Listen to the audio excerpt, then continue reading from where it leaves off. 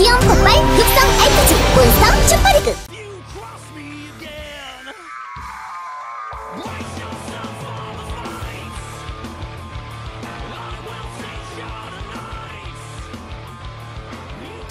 Welcome everybody to the CrossFinals here, held at the Nexon Arena with me, Valdez, and Wolf. We are going to have a fantastic long day of great StarCraft 2 coming live right to you guys. How are you doing today, Wolf? I'm doing great. I had to put my monitor down a little bit because I was hiding behind it, but we are here at this amazing CrossFinals event. It's CrossFinals 2. We had a great one last time over at Africa TV, but this is the SPO CrossFinals. So we have the GSL Korean commenters came over to this one, the same as last time with the SPO casters over at the Africa one.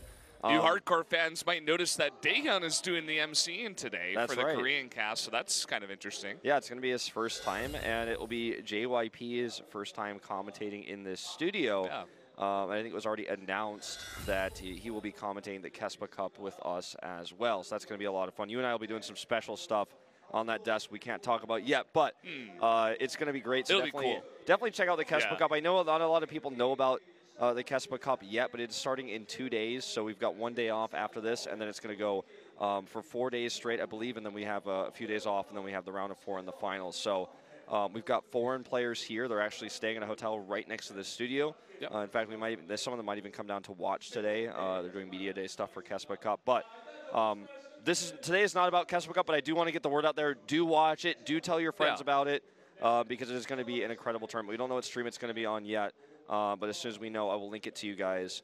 But tonight, today, we're starting the afternoon. We're going to the evening. We're going to crown basically the best player in the world going forward, looking at BlizzCon, because this is the two tournaments combined, the GSL finalists versus the SSL finalists. The winners and the losers are all here. And whoever wins this tournament, you could really say wins Season 2 as a whole. And that's kind of the storyline here, I guess. Yeah, I mean, it's just a cool, extra events that we get. The 4 best players in Korea and the world, as you said, going in. And unfortunately, the points aren't going to matter because SOS, even if he does win this, he still can't get into BlizzCon, and all the other 3 are already going. So the points won't matter. It's kind of like whose line is it anyway? We're just going to have a lot of fun matches. Also, there's some money involved. Yeah, speaking of money, for our Archon match, which will be our first match, it is $5,000 for the first place team, and the second place team will get $2,500. So there's money on the line for this. Not as much money as our actual 1v1 event. Now, the first, third, and fifth sets will be the player's race choice. The second and fourth sets will be the race of their opponent's choice. So say if SOS and Beyond want Dark and Solar to play Terran, they have to, in sets 2 and 4 specifically. So that's something that we've kind of added in here to make the matchup a little bit more interesting. This is going to be the exhibitionist of the exhibition match, though, the Archon mode. It's going to be a lot of fun. We're just going to take it lightheartedly, and I would like you guys to as well. But during the Archon match, as we build up to the actual CrossFinals, do tell your friends about this, because this is a great event that Blizzard has put on here. We've got 2 of these, and it's kind of something that fans have wanted on the Korean side of things and the Western side of things for a long time, to find out really who wins. I mean, if we have 2 different champions, which one is the better one? That's what we're going to find out tonight. Yeah, it's really cool. And as you said, the Archon match is kind of just going to be for fun, right? You get some of that money involved, but we also get to see the 2 players that went head-to-head in the separate finals here in Korea have to play on the same team. And we were even talking about it before, but SOS has to play with Bjorn, the guy who made sure that he can't go to BlizzCon again. Such a crazy thing for SOS not to go to BlizzCon, right? The 2-time world champion. And he's not even going to be there. He's not even going to get a chance this year. So he has to sit side by side with Bjorn and play a best-of-5 Archon match against Dark versus Solar, Dark and Solar. That's right, and he says he's not going to Homestar Cup as far as I know. I mean, this is kind of one of the last matches we'll be playing for the year, so this is a good opportunity to collect some money. Pro League obviously has already ended as well, so during this time period in Korea, this is when player contracts generally come to an end. Players decide if they want to re-sign, if they want to move to a different team. So the future is really about to occur here. All sorts of re-signings, trades, things like that are about to happen in Korea. So for SOS, even though he's not going to go to BlizzCon if he wins this, doing well in this tournament does, I think, hint at future propositions for him should he decide to leave Generic Green Wings if he wants to. If he wants to follow the route of his former teammate True, for example, try to move to the States, as many Korean players are trying to do right now, because it's a little bit easier over there, and a lot of people, you know, want to learn English and live abroad. Yeah. So that's kind of something that some players are looking at right now too. So this tournament matters for money, but I think it's also pride. And I think it's going to be a really good indicator for some of these players like going into Kespa Cup as well. You know, like, is Byun staying in form, or was he just really wanted a GSL title? Now he's kind of calmed down, you know? I think we're going to get a good indicator for BlizzCon and for Kespa Cup in this cross-finals. Yeah, and I mean, you get that extra trophy to add to your trophy chest, right? It's, you know, as you said, there's a lot of pride on the line. It's kind of like an indicator of sorts. But yeah, it's going to be a fun day. Who are you thinking for this cross-finals? Who are you supporting to win this whole thing? I would say probably I'd give my money to Byun, to be honest. But Solar a very close second, to be honest. I think it's going to be one of those two. Dark is the dark horse, and I think if SOS wins it, it would be crazy. SOS is like the true dark horse, but Dark has Dark in his name. Yeah, so Dark is the player who could do it, but I think the two clear favorites are Byun and Solar. For me, SOS is like, in my mind, there's almost no chance he wins it, but I mean, he could surprise us tonight, but Dark is the one that could do it. I know the way I'm putting this is like a little bit complicated. If you do live nearby in Korea, by the way, do come down. The first 500 people to get an Alarak pin, and it's actually quite high quality. Yeah. It's the same kind of pin that they made for Here's the Storm. Like, I have some Fall Stab ones at home, but it's really nice. If you're nearby, you can get that. That's what that event just set up on screen, and I think there's still a few left. We don't have quite 500 people in here yet, but it is packed. I don't know if 500 people can fit in here. Yeah, basically everybody that comes down, in a way, will get that pin. And we will be meeting the players soon enough here. They are getting into the lobby. We already have Solar and Dark in there. Not sure where SOS and Byun are just yet. Just setting everything up, guys, before we get into this cross-finals. Oh, here we go. Dark. Right.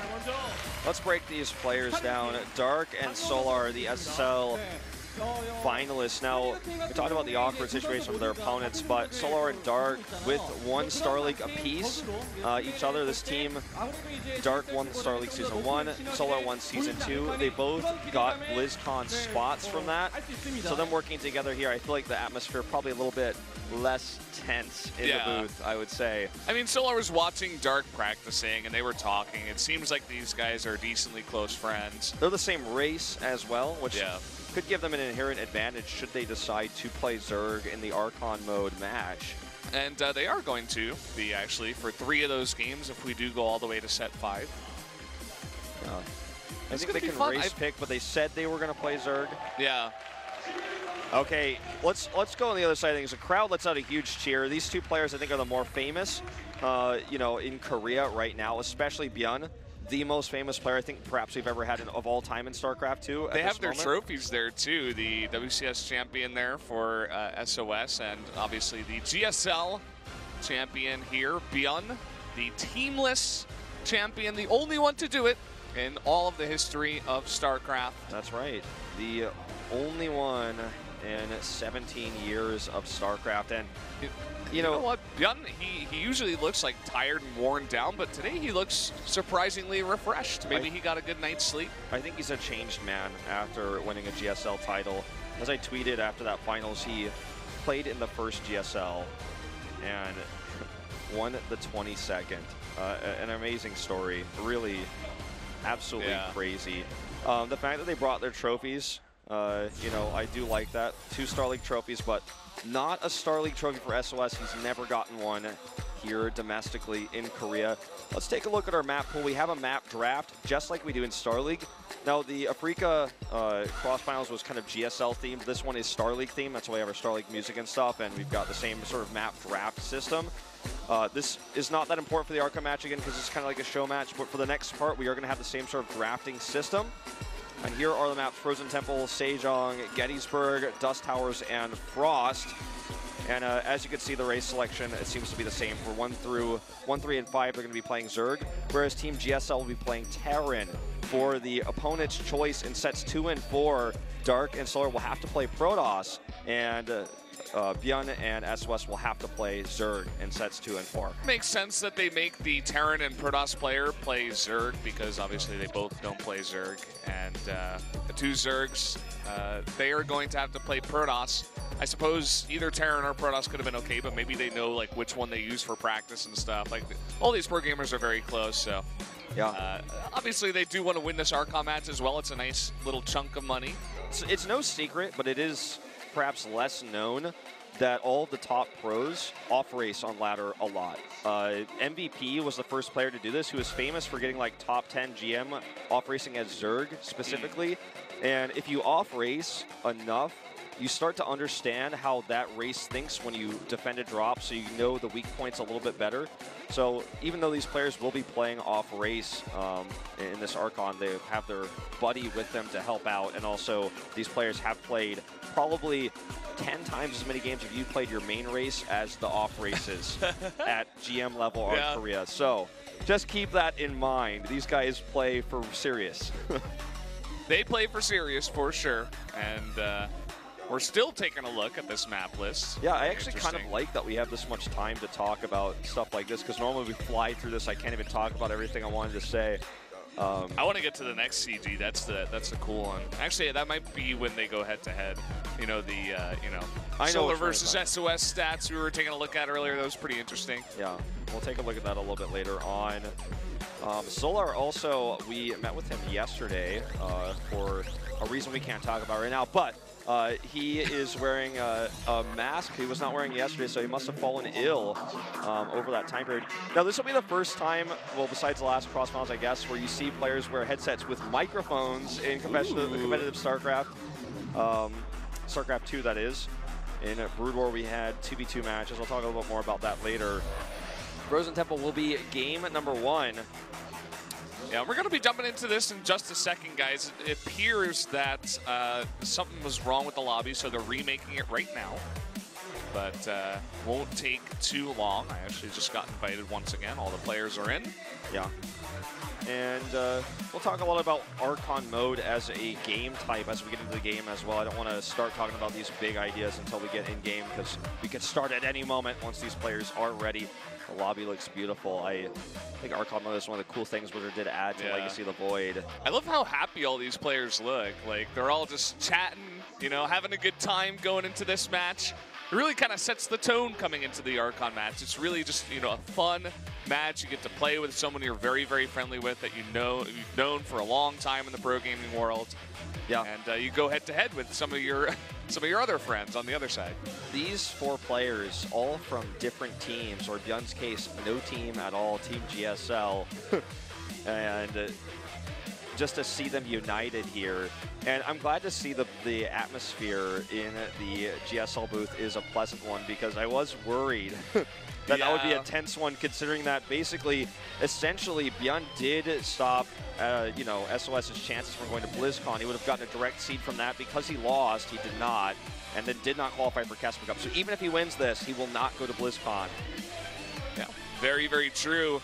Guys, the map is all loaded up, so let's jump into Frozen Temple for game number 1 of Dark and Solar versus SOS and Beyond.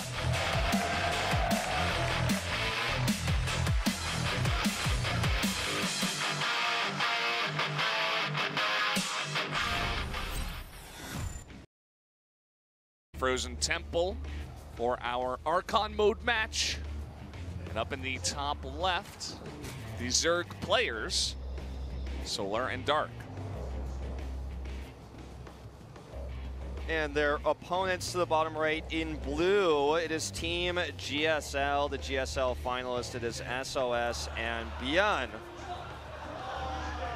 And there you have it. So SOS is not even doing anything. That's why the Korean fans are all laughing. They were talking about that. Well, they are playing Terran over on the GSL side, so I guess this is more Byun than anything else. I suppose SOS will be doing some of the micro later on, but if you remember Byun's performance in the round of 8, also in the round of 16, his Baneling Snipe micro was out of control good, and that's something that will come into this for sure. Maybe what they're doing is, you know, Bjorn has played so much Terran that the beginning of the match, just let him do the build that he's done like a million times, and then maybe later give the macro site to SOS and let Bjorn control the micro. I think that's probably the way to do it.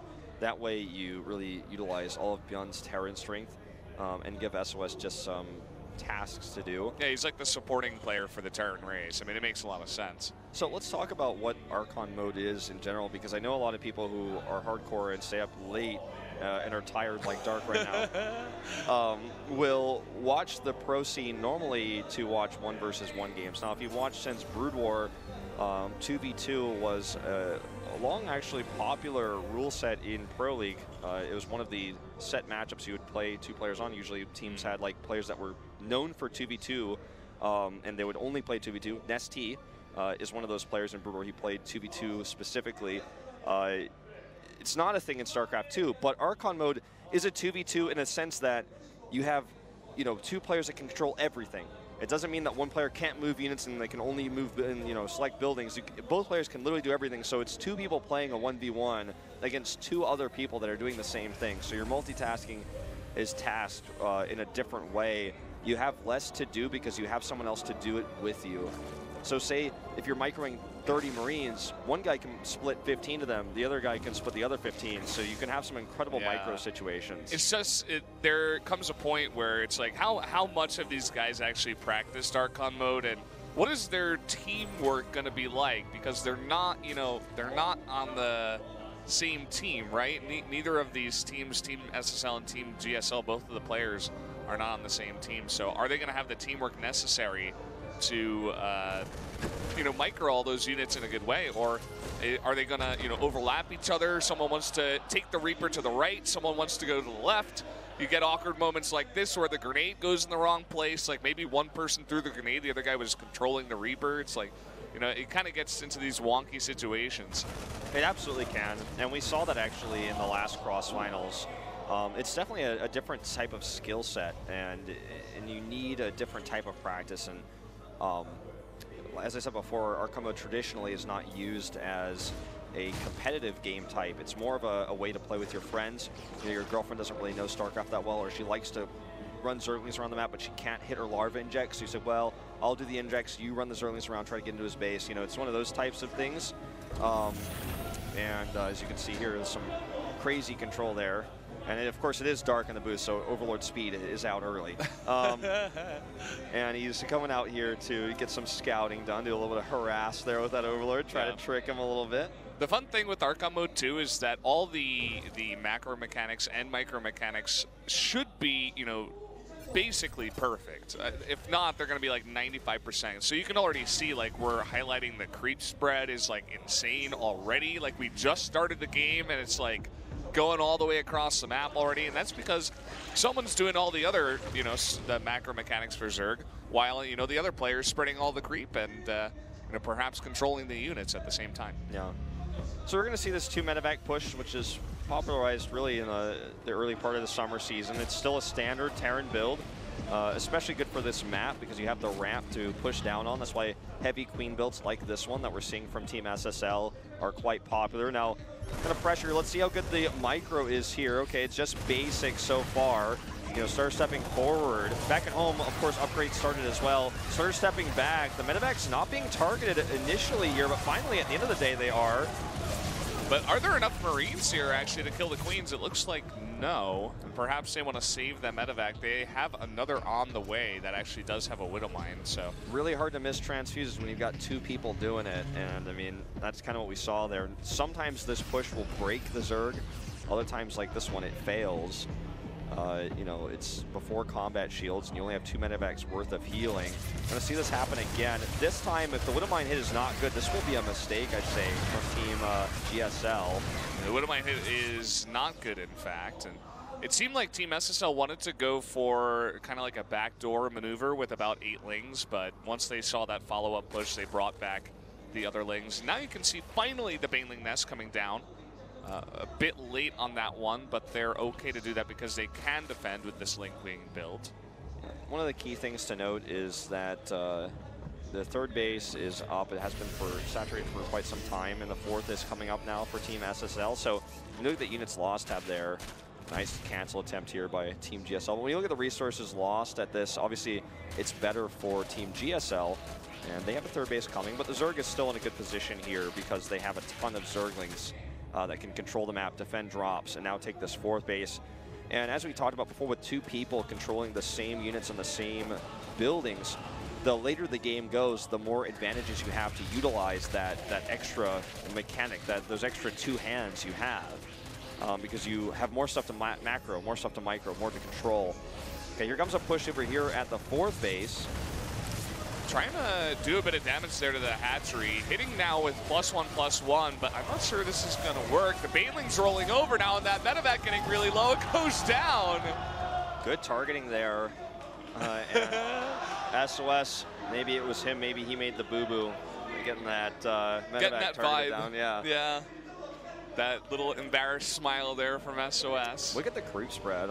This is not thick creep. It's actually as thin as you can make it, which means scans to clear it will be very effective. But if it's protected by Zerglings, obviously that's a challenge. So we see a lot of it queued up here. And he doesn't get the most important one there on the edge. So it can still be continued to spread. Bjorn, a shot of him here.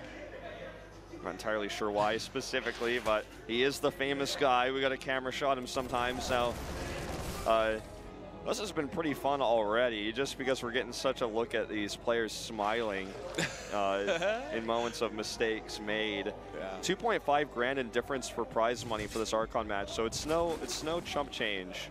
You can do a lot with 2.5. Yeah. You know, and that money will go a long way. So players are definitely trying, even though it's more of a relaxed atmosphere here.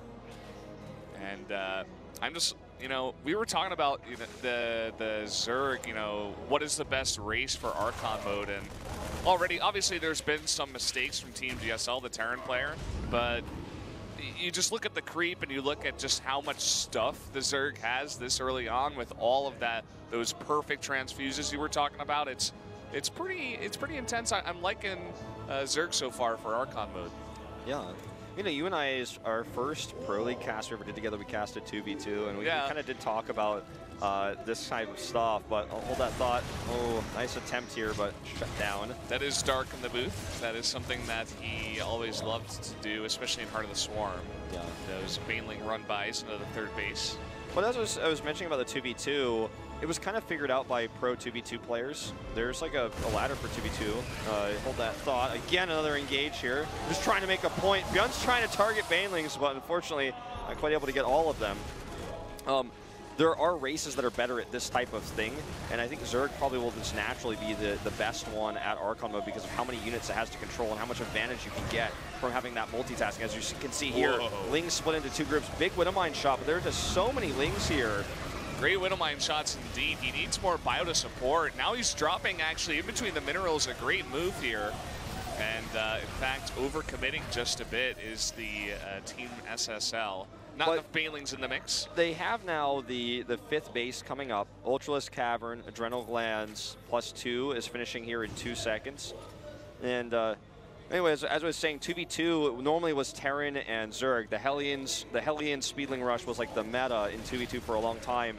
And it's just because Zerg is so powerful in large numbers of Speedlings, it's hard to micro against that when you have support. Now, when you have support in terms of micro, you can see how much Lings are doing now more than they would be in a normal 1v1 game.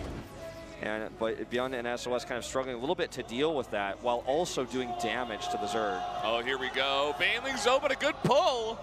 These Banelings with speed, the Widowmine, the splits here actually from the Banelings. And after all, that last Widowmine is going to get a great hit. They do all go down for naught. And there's another engage. There's just so many speed Banes here on creep. The creep is immaculate. Really crazy splits too, but he just doesn't have enough stuff. Yeah. It's just that the Zerg has had 5 bases for a little while here now. This one is not saturated and actually is being targeted. He's kind of struggling to decide if he wants to deal with those Widowmines or deal with the base, and by he I mean they, because it really is 2 people, which makes it a little bit tougher sometimes to make quick decisions. And the base is killed here. He needs to get away from those Widowmines. They're gonna okay, he's gonna eat some of that on the Overseer, but he needs that to clear up the rest of the kind of an awkward situation there. And Widowmine's shot here is crazy good. 19 kills there.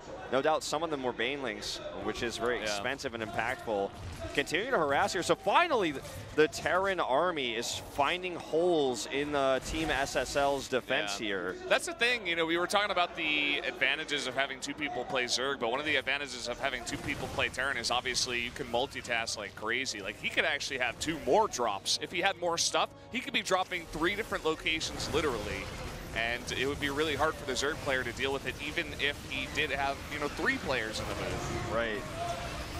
And I think part of this is that Ultralist transition that's expensive means that he had less pressure on the map temporarily. Now the Ultras are out, and he's attacking very heavily here at the front. Looks like the Spire will be targeted down.